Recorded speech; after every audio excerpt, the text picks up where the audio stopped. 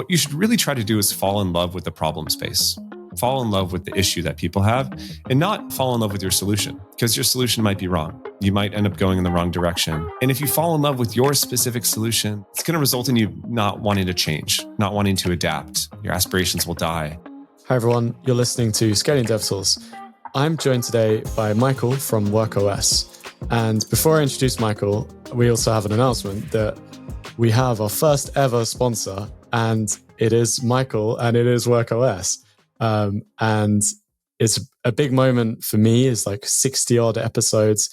And Michael reached out and asked if he could sponsor the podcast. So here we are.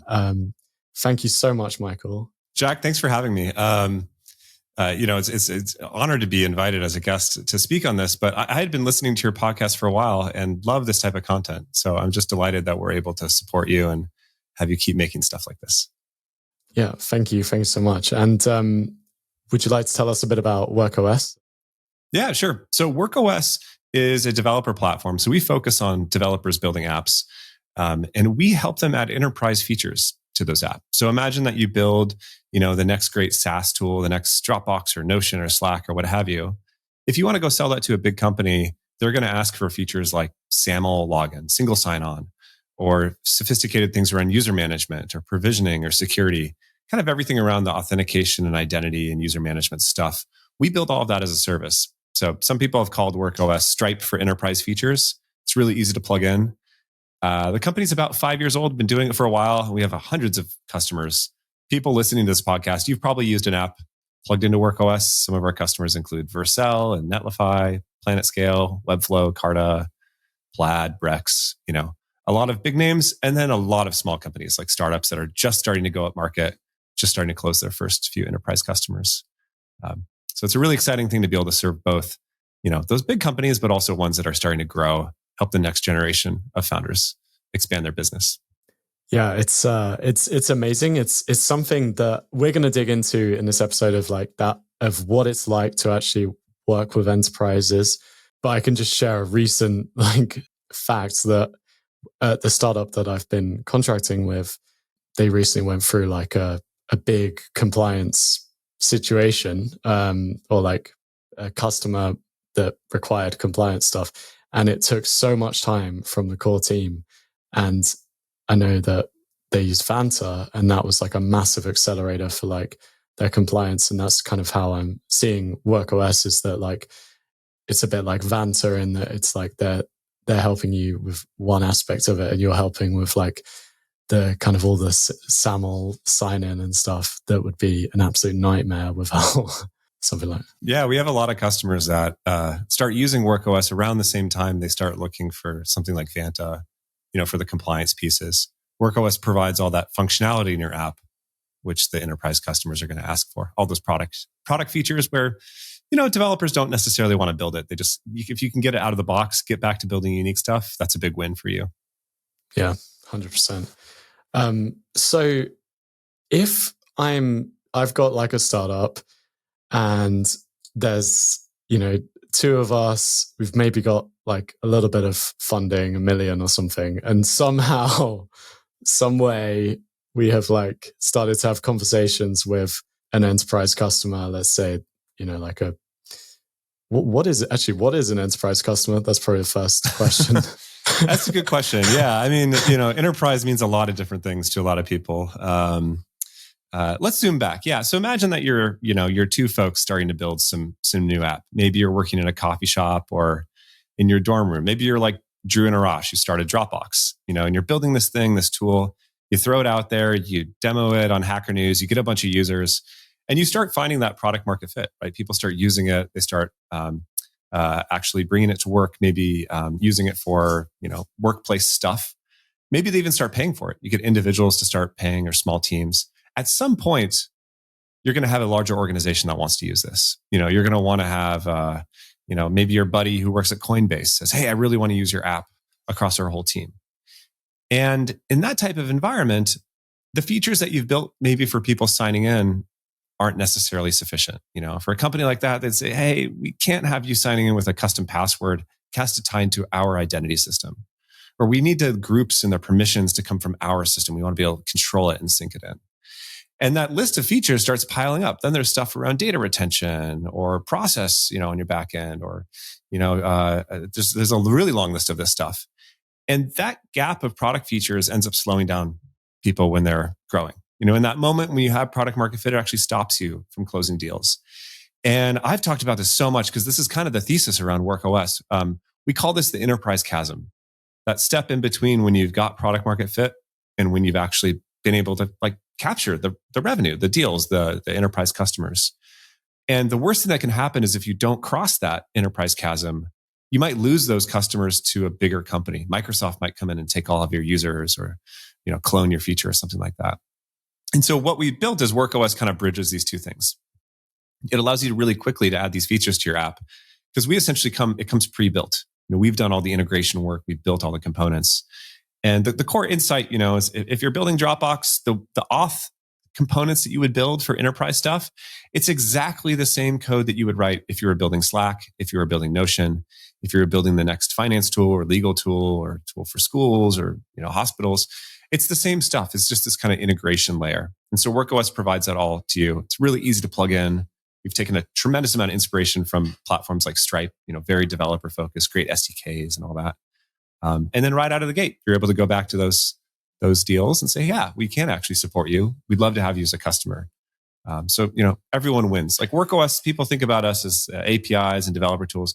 We're really in the business actually of helping startups grow and expand, helping companies succeed faster as they expand, and helping developers not need to, read the RFC spec on what SAML means. Allow them to actually just get back to building unique product features and cross that chasm.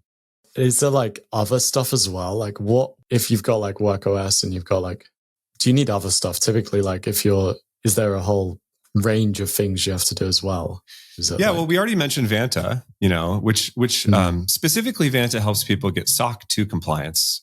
And SOC 2 isn't really a feature in your app. It's actually more about the way your company operates. How do you release code?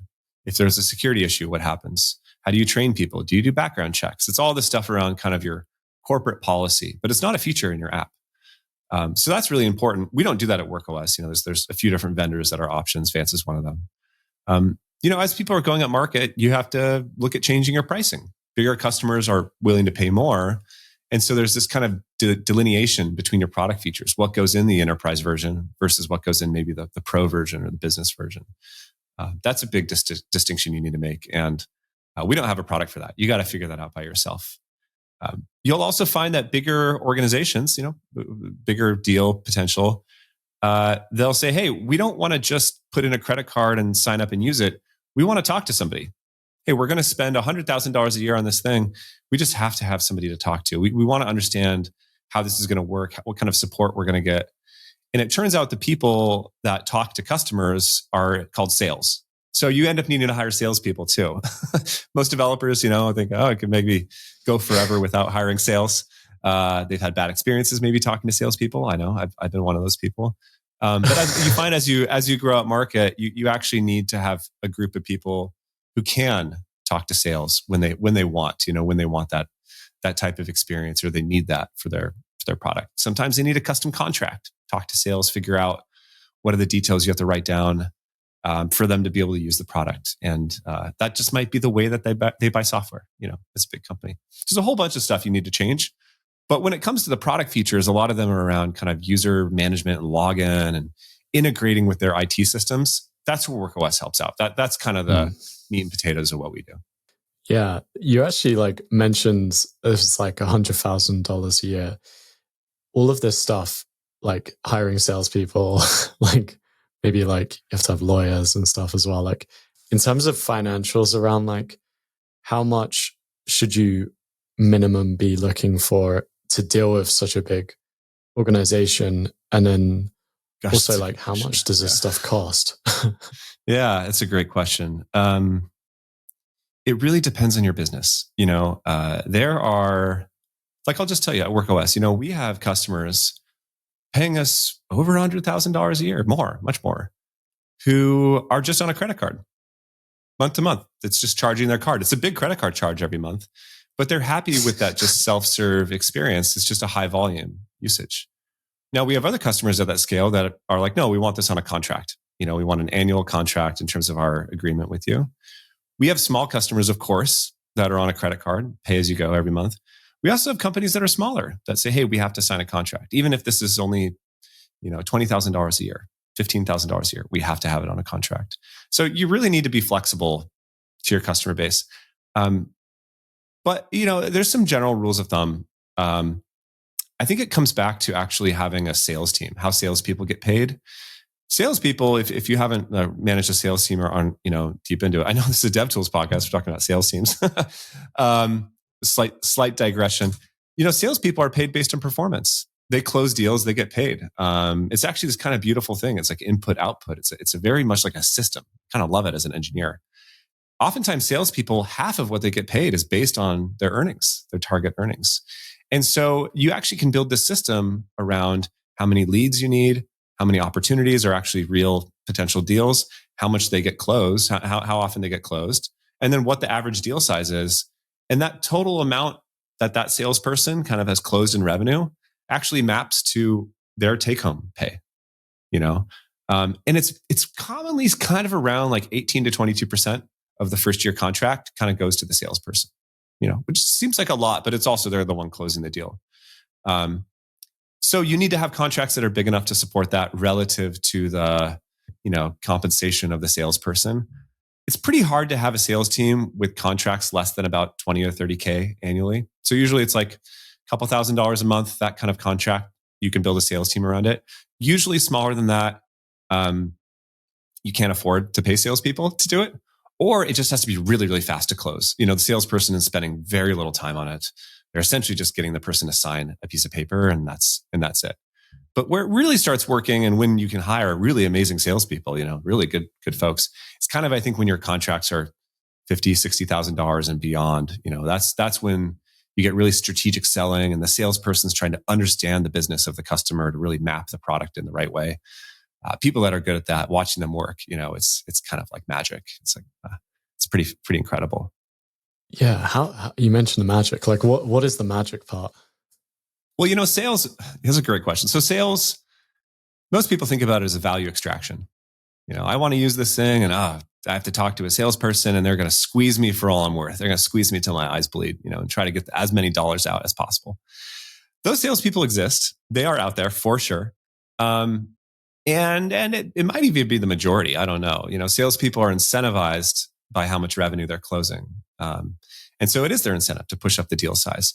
But I found that really, really, really good salespeople, they seek to understand. If you watch an expert at sales in a call, you would think that they're going to spend 90% of the time talking about the product, telling you all the features. Here's what it does. Here's how awesome it is. Here's why you should pay for it. Here's why it's so incredible. The opposite is true, though. They will spend 90% of the time asking questions. Tell me about your business. Tell me about what you're trying to achieve this year. Tell me about the biggest problems you have as an organization right now. What have you tried? What have you not tried? And then, once they understand, hey, here's what your challenge is, here's what's in front of you, maybe then they'll talk about the product.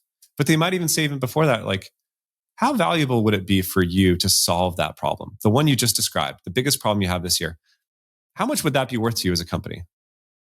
Probably a lot, right? It's the biggest problem you're trying to solve. And so they map actually the product specifically around what you're trying to achieve as a company. And when you do sales in that way, no longer is it like value extraction. It's problem solving. It's just like going as an engineer and saying, hey, how do I help this team solve this problem or re-architect this or debug it? You seek to understand what they're trying to achieve as a business and kind of wrap your whole solution in that way. Because oftentimes a product could be used for a zillion different things. There's a lot, everyone's life is different. Everyone's job is different. Every company is different at what they're trying to achieve. And you build one product that can go everywhere, right? But you can't sell it until you understand what they're trying to achieve. If you're selling water, you need to understand if the person is thirsty because they're going hiking. Are they trying to wash their dishes? Is it going in the radiator of their car? Are they taking a shower? Like, it's just water. It could be used for a zillion different things. And only when you totally understand like what they're trying to get done with their business can you approach it. So I found really, really amazing salespeople are extraordinarily empathetic.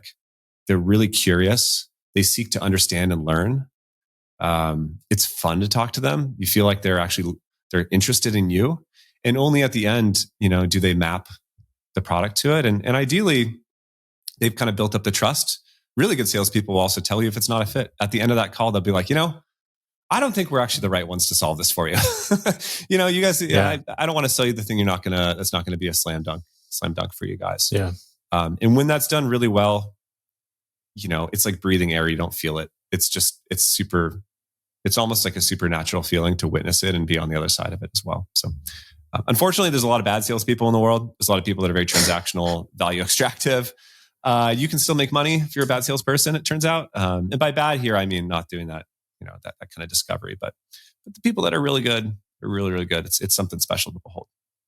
Yeah, it makes total sense. Just like, I kind of imagine that, like, if you go into like a bike shop and like, it's like the person helping you, they're not going to just start selling a bike like immediately, and like they'll actually just help you. It'd be like, what do you want to do with this? Why are you here? What brings you here in the first place? You want to go ride bikes with your son? Is that it? Do you have a buddy that mountain bikes and you want to go shred some trails? Do you want to go road biking? Do you want to get in shape? Or do you want to just go ride along the beach? You're, totally different, right? If you start talking about the size of the wheels and, how many spokes it has, like you've already lost. You've already lost. So it has to start with curiosity. It has to start with questions and genuinely want to help that person succeed, not to extract the value, but together create the value. If like, let's say, we used WorkOS and we got our first customer, and now we're looking to actually we're like, okay, well, we're a good fit for enterprise. I want enterprise clients. I want to like hire a salesperson and start doing that thing. What kind of advice would you give that person? Well, yeah, great question. So we don't help you get product market fit. I think that's an important thing to say. Getting product market fit's really tough. It's sort of like trying to catch lightning in a jar. You got to capture the zeitgeist, and if there was a simple process for doing it or something repeatable, everybody would do it. But it's not. It's different every time. And that's the first thing you need to figure out as an entrepreneur. Can you make, like a Y Combinator says, can you make something people want? Make something that people are, find valuable and they're willing to pay for, willing to use. However, like once you get that, even the initial versions of it, usually you want to scale it. You want to get a bigger organization to do it. And so we first talk to companies usually, sometimes it's earlier on. We have some free stuff people can use. And we actually have an amazing free auth system that you can use on day one. Like kind of gives you the login box and everything, up to 1 million users for free. So it's like really good, for free. So you can use that immediately on day one. But usually when people start paying for WorkOS, when they actually start using our commercial side, is when they have their first few enterprise customers kind of knocking at the door. And when I say enterprise, what we were saying earlier, it could be your friend's company that's just a little bit larger. And they're like, hey, we want to actually use this on a bigger team. Just the kind of first nibbles of enterprise. And WorkOS allows you to have a kind of just a stronger position, going after those companies saying, hey, yeah, we are enterprise ready. We're ready for your business. We might be, 4 folks in a coffee shop, but we have all the battle-tested enterprise features you're going to need. And for every company, that's different. Sometimes that's within the first month of building your app. Sometimes it takes a couple of years to get there. It's really dependent on when you launch and how you get customers. And we work with people at all different shapes and sizes. That makes sense. And in terms of like actually getting these enterprises, like, is it a case of like, okay, go to the salesperson store, acquire yourself a good salesperson, bring them into the company, and then like right. go to the salesperson store. Like, you can start spending your millions. Yeah. Well, I don't think so. So I think that sales, I was saying earlier, seek to understand, ask questions, be curious about the business. That's what the founders of the company do. When you're trying to find product market fit, when you get on calls with customers, you are doing sales. Any founder that says they can't do sales is wrong. They've been doing sales since the beginning, since day one. You're selling when you hire people to join the team. You're selling when you raise money. You're selling when you go to a house party and you have to convince someone else that you have a real job. You're like, oh no, this is a real thing. You are doing sales. Whether you think sales is good or not, sorry, you're a salesperson. If you hate salespeople, you've become that which you hate. Self-hating. But no, you do that by yourself first. And I think when the right time is to hire sales is for like kind of two different reasons. One is you want to scale it out. You have figured something out and you want more people to do it. You don't have enough time during the day. You don't have enough meetings. You're like, gosh, my calendar's full. I wish we had more people to talk to sales. And every one of these conversations is pretty similar. I'm just doing the same thing again and again and again and again. You also might hire a sales leader when you want to expand it even more. You want to bring someone in that's managed salespeople, that has kind of strategically, expanded, understands different motions, and just can, kind of do it in a smoother way than you figuring it out. But you definitely don't want to hire those people before you figured it out yourself. It's pretty much impossible to hire. I've never seen it happen really. Actually, go hiring in sales talent to figure out how to initially sell the product. That kind of has to come from the founder, and the founder's relationship with the early customers. That's where it's derived. And it's really hard. Most people want to go hire someone else to do it because they're like, oh, this is exhausting. I'm kind of slogging through it. But I promise you figure it out. It gets better later. But that's a core responsibility and a need that you can't really hand off to anybody else. It is discovering the market, discovering how to sell the product is the step towards product market fit. That is the responsibility of the founder. And you wouldn't say like, can we just hire someone else to go get us product market fit? Like that wouldn't make any sense, right? Of course, that's your responsibility. Early sales fits within that too. So don't go to the salesperson store and pull a few off the rack, to put in place. But once you get moving, once you have customers coming in, you're like, hey, I need some more firepower. Definitely, that's a good time. What was it like that stage when you were like finding product market fit or like getting your first doing the sales all yourself? So developer tools are kind of weird in that it often takes a long time for customers to mature. You might talk to somebody that's building an app and they're like, oh yeah, this sounds great, but I don't need it yet. I'm going to need it in a while. You just have to wait. And then they might plug it in and they might start using it. And they're like, okay, I've started using it, but I don't need that much of this, just a little bit. You have to wait for them to grow and mature. So, for the first 2 or 3 years of the company, our revenue was like quite minimal. It's grown steadily, but it's slow to start. And this is really common with a lot of developer products and SaaS products. You can see a slow, not everything is ChatGPT, like out of the gate. And so I think what you want to do is just connect with those developers, understand their needs, build for the ones that are willing to use it early on and get their feedback, and just be like really patient. This probably means raising more money than you would expect. So you have a longer time horizon. You can be more patient in that way. I think the last thing you want to do is to try to over optimize the amount of revenue you're getting early on. Early on, when you're selling and when you're building product, you're selling to learn. You're selling to learn about the value and how customers think about it and care about it. You might change your pricing. You might change your package, kind of your pricing structures, different features and different plans. And you want to be able to be flexible on all that stuff. So it takes a while. For me, I live in San Francisco. There's a bunch of startup founders around here. You can't throw a stone without hitting another founder. And I'd met a bunch of those folks. So I went and talked to all my friends building apps and the next generation entrepreneurs. I went to events where other SaaS founders were hanging out. I went to conferences and would constantly talk about WorkOS. My friends are probably sick of hearing me talk about this company. Your friends are all enterprise ready. Yeah, exactly. It was like when you're ready for this, let us help you. We're ready to go. And even people that came inbound, I've become friends with them too. Vercel's a customer of ours, and friends with Guillermo. Or Loom is a customer. We power all of Loom's enterprise features.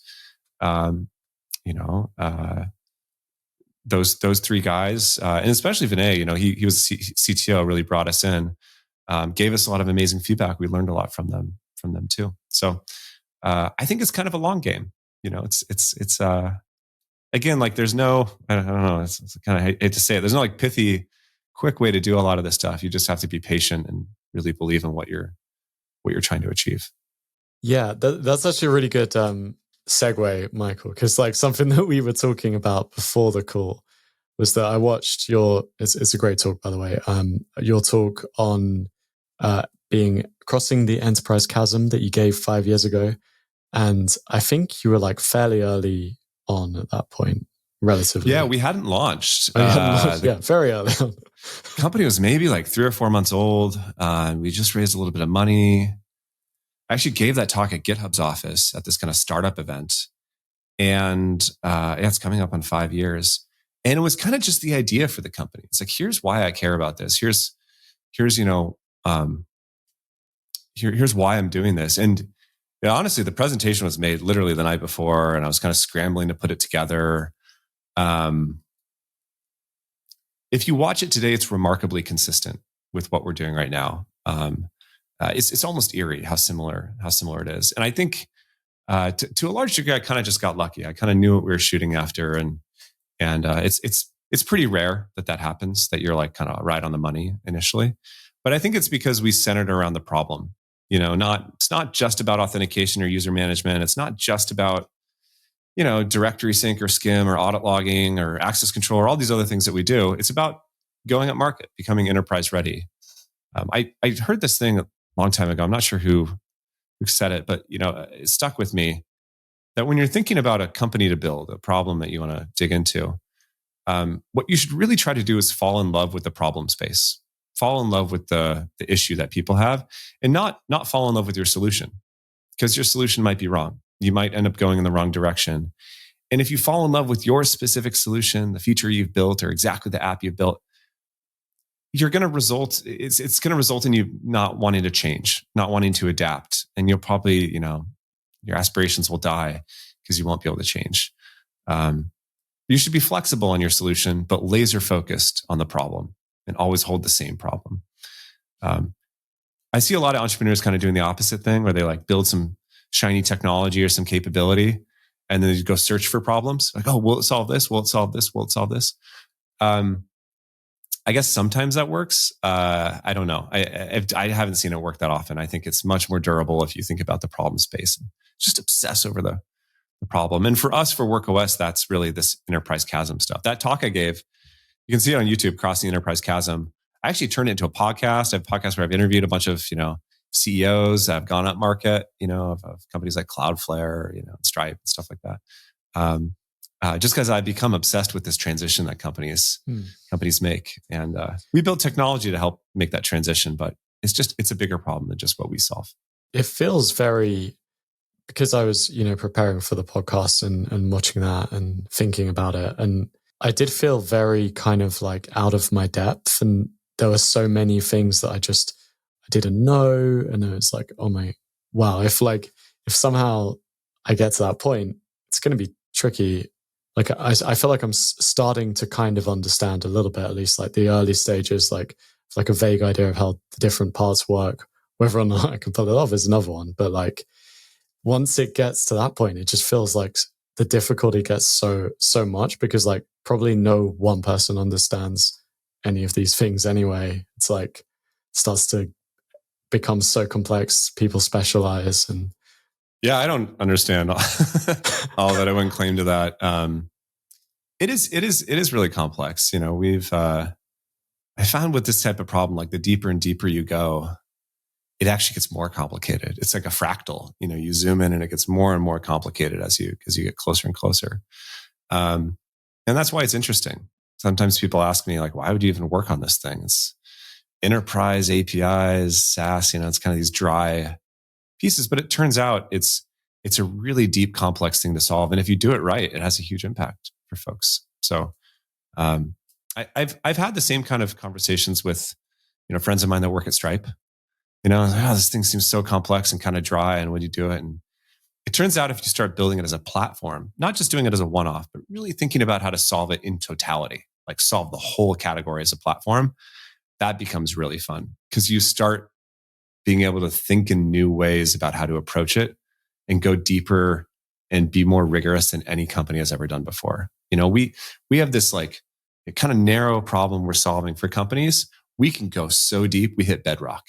We can go deeper than anybody else has ever gone before, and do it sustainably, make money, grow, continue to work on it. And that's, I don't know. I love solving problems. I think the thing I love about engineering is just completely solving a problem, completely doing it. And there's such opportunity to do that. And that's the space. There's so much depth to it. It's really compelling, really satisfying. Yeah. Yeah, it totally makes sense. It's such a big, difficult problem that it's like one of those problems that can never really be fully solved. You could always do it better. And it's like, just sink your teeth in it for your whole life and just make a dent. And yeah.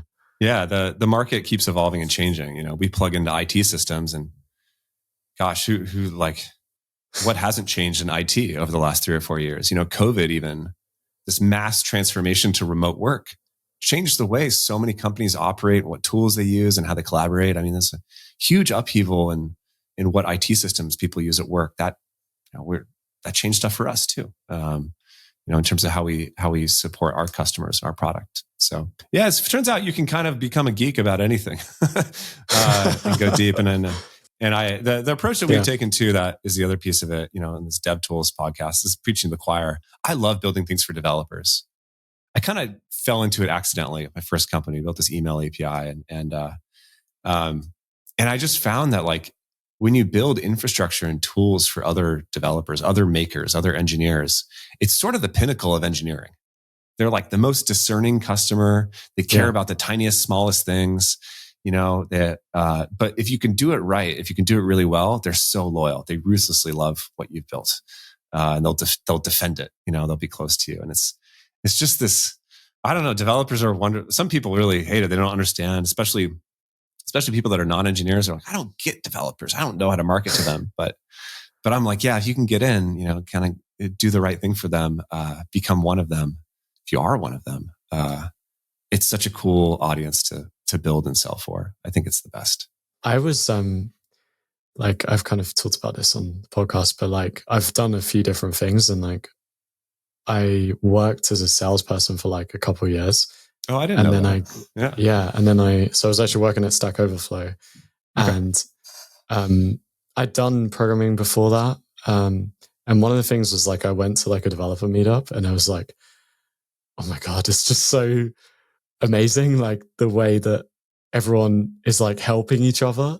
And I'd just come from like the sales environment where the person next to me, like her life goal was to just like get one more dollar that month than me, basically. And like, it was like just amazing. And I think that was one of the reasons why like I quit and went back to development. I just think, the developers are awesome. And then DevTools are like developer squared, where they're like... Yeah, that's exactly right. Yeah. Yeah, I tweeted this thing the other day about how, when you're starting to think about building a company and you're building a startup, you should be really specific about what type of customers you want. Because if you're the founder of a company, one of the co-founders, you're going to spend a tremendous amount of time talking to your customers. If you want to succeed, you have to talk to customers every day for a ton of time, every day for years. I talk to customers every single day. If you don't like your customers, it's going to drive you nuts because you're talking to them constantly. But if you love your customers, if it's a group of people that you're like, I just want to spend time around these people, it's the best job in the world. And that can be different thing for different people. If you really love hanging out with doctors, you should build stuff for doctors. If you're building software, build software for doctors. If you grew up on a farm and you love agriculture and you just kind of love hanging out with farmers and you're like a software developer and engineer, you should go build tech for farmers. They love that kind of stuff. Like, it's a huge thing you could help them with, because every day you'll be spending with that customer base. And I think me having the opportunity to build for developers and spend time with other engineers and other people building companies, other entrepreneurs, it's such a cool thing. I mean, it's such a good perk of the job. It's really, it's not just me. It's like everyone, our engineers talk to our customers too. It's one of the pretty cool things about building for building a dev tool. I completely agree.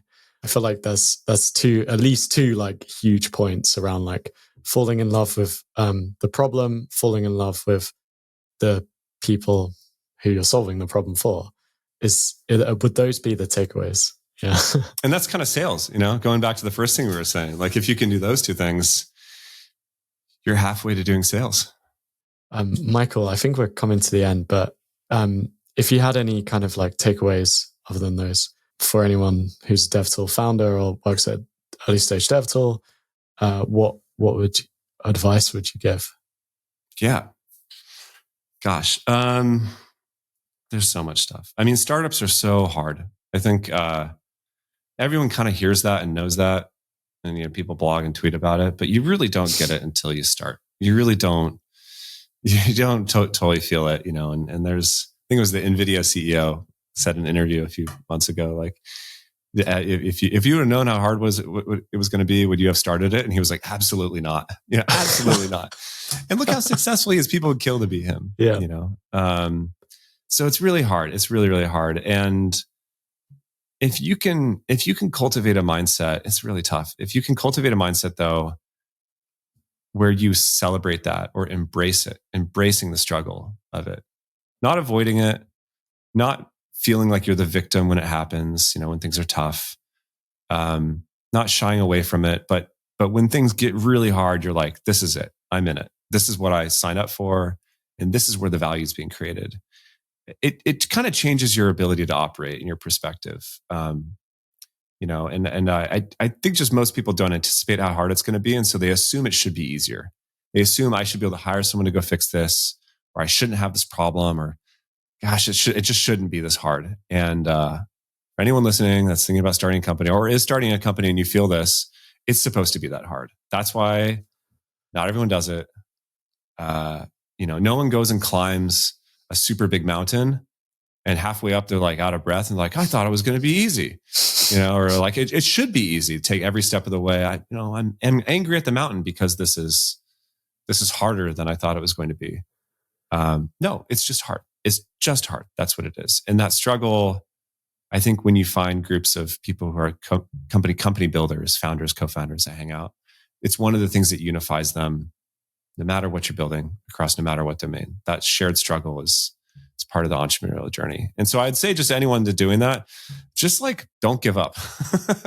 Like realize that's really tough and just kind of keep plowing through it. And it's saying that doesn't make it easier, but I think it's probably just important to hear that like, you're not alone in that being hard. And that is the job. It's not the thing to avoid. It quintessentially is what the job is. And on the other side of that, like through struggle, is the reward, is the success. Every single success has come through struggle. It's a requirement for the job. Lean into it, take it on as a challenge and responsibility. And if you get lucky, because success is not guaranteed, but if you also get lucky, you might have a chance to build something really great.